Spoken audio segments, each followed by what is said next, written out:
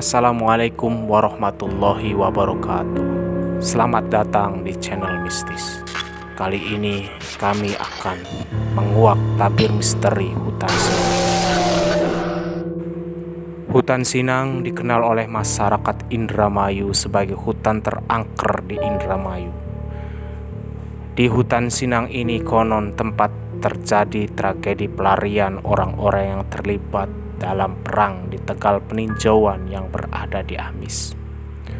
Hutan Sinang terletak di Desa Loyang, Kecamatan Cikedung, Kabupaten Indramayu. Sisa-sisa Hutan Sinang sendiri hanya tersisa sekitar 450 meter persegi. Selebihnya telah menjadi perkebunan tebu. Seperti apa misteri yang menyelimuti Hutan Sinang? Cerita ini sekitar tahun 1800-an ketika Gubernur Hindia Belanda Willem de Andalas membangun mega proyek jalan pos atau Pantura dari Anyer di Banten sampai Penarukan di Situbondo. Pembangunan ini didasari oleh banyak hal, termasuk salah satunya adalah mengantisipasi invasi Inggris untuk merebut daerah jajahan Hindia Belanda.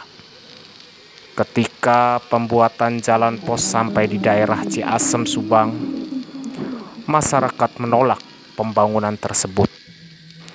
Penolakan ini terjadi karena proyek jalan pos akan menggusur kuburan sesepuh masyarakat setempat. Pada saat itu sudah ada komunikasi atau forum antar kerajaan-kerajaan di bumi Nusantara.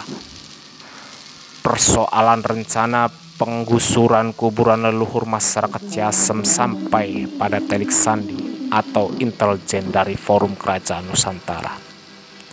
Forum kerajaan Nusantara berkepentingan mengimbangi pengaruh de Andalas dengan VOC-nya. Salah satu kerajaan di Sulawesi menawarkan bantuan kepada forum kerajaan Nusantara untuk mengimbangi dan melakukan antisipasi terhadap kemungkinan konflik yang terjadi di Asem. Kerajaan tersebut mengutus 3 kesatuan dengan sebutan Kesatuan Koang, Kesatuan Brambang, dan Kesatuan Dusta. Ketiga kesatuan tersebut adalah spesialisasi perlawanan berbasis rakyat. Masyarakat umum memahami ketiga kesatuan tersebut adalah tokoh atau orang. Memang, sebutan itu biasa digunakan untuk menyebut pimpinan kesatuannya saja sebagai sandi atau rahasia internal intelijen.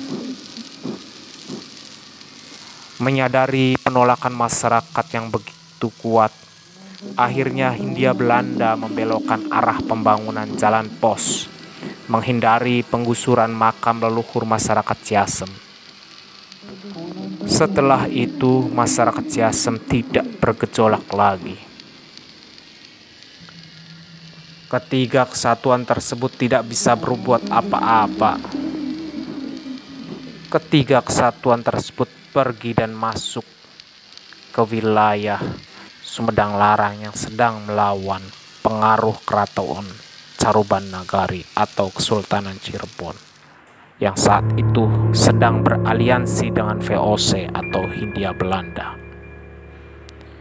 Wilayah Sumedang Larang tersebut adalah Cempaka Sari atau tepatnya sekarang adalah Hutan Sinang di Kecamatan Cikedung, Kabupaten Indramayu. Dari sekian wilayah Sumedang Larang di sekitar Indramayu yang sedang mengalami krisis kepemimpinan, yang paling banyak penduduknya adalah salah satunya Padukuhan Cempaka Sari. Ketiga kesatuan itu membangun basis kekuatan di Padukuhan Cempaka Sari. Saat Kesultanan Cirebon melakukan kampanye penaklukan wilayah Padukuhan Padukuhan Cempaka Sari, kesatuan tersebut membuat pasukan perlawanan. Konon, peperangan tersebut terjadi di Tegal Peninjauan, dan dikisahkan juga kesaktian pasukan yang dikomandoi Kesatuan Koang, Brangbang, dan Dusta membuat pasukan Kesultanan Cirebon kewalahan.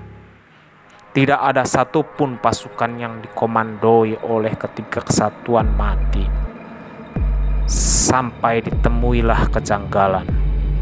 Ketika yang diserang bayangannya, barulah pasukan yang dikomandoi ketiga kesatuan tersebut mulai berjatuhan.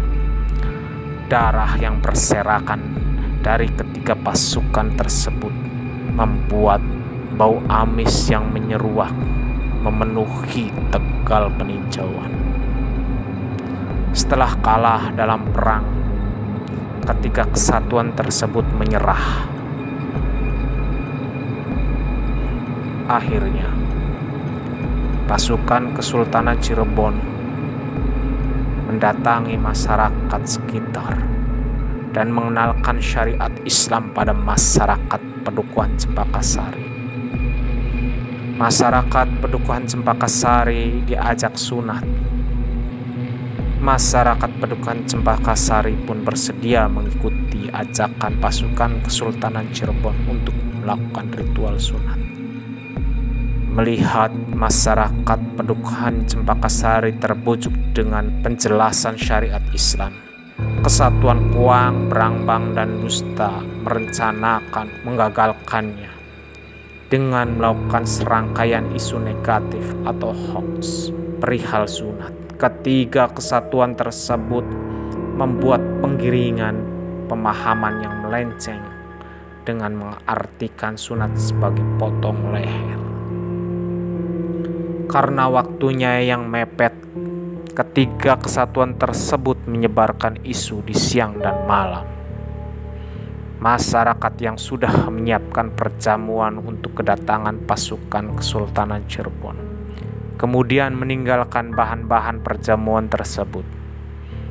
Penduduk dimobilisir meninggalkan desa atau pedukuhan, masuk ke dalam hutan untuk melarikan diri. Selang beberapa jam kemudian datanglah pasukan Kesultanan Cirebon. Padukuhan Cempaka Sari sudah kosong. Yang ada hanya bahan-bahan perjamuan yang belum dimasak dan beberapa anak kecil yang sedang menangis karena tidak sempat dibawa oleh orang tuanya. Mendengar tangisan anak kecil, si pemimpin pasukan pun iba. Kemudian ia berkata, "Sinang," atau si bocah. Momen menghibah tersebut dijadikan nama Padukuhan Cempaka Sari menjadi Sinang atau si bocah. Setelah ditinggalkan ratusan tahun, Padukuhan Cempaka Sari diambil alih oleh alam dan menjadi hutan. Misteri kepergian penduduk Cempaka Sari masih menjadi misteri sampai sekarang. Salah satu narasumber kami berspekulasi bahwa mereka pergi ke daerah hutan yang lebih jauh atau tempatnya sekarang adalah Sumedang. Biasanya penduduk Sumedang pedalaman ketika bertemu dengan orang-orang sekitar Risi atau Cikedung, mereka mengaku bahwa orang-orang sekitar Risi dan Cikedung adalah keturunan mereka atau anak cucu mereka.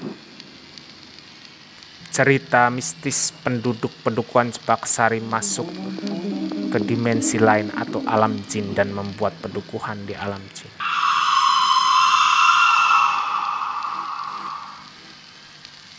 Terima kasih sudah menyaksikan konten kami.